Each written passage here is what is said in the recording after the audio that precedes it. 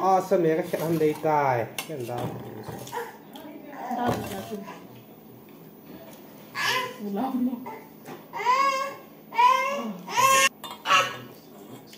cái nani có mà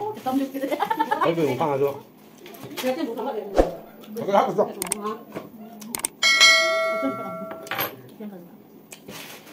không thể không ăn đang theo bạn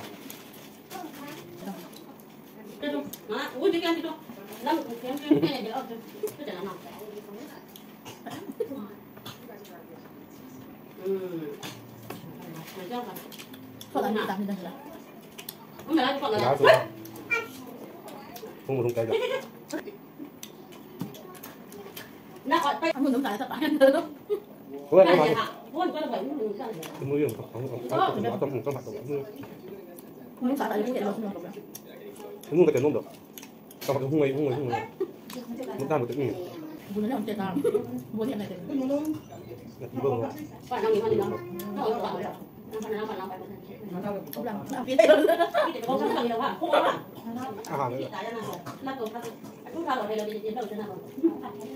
lại tại là không các thầy đẹp cái cái đó không mà tuổi như này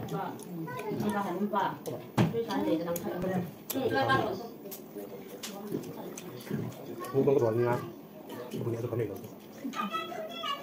mua con second mua con cái nào đa nhẹ mua con cái cà phê không đá là bỏ được này ăn đủ sẵn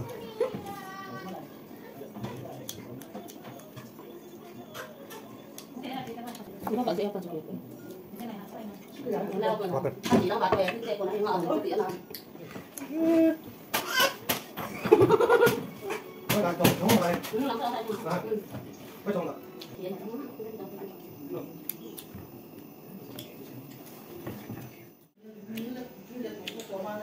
anh này cái trái tán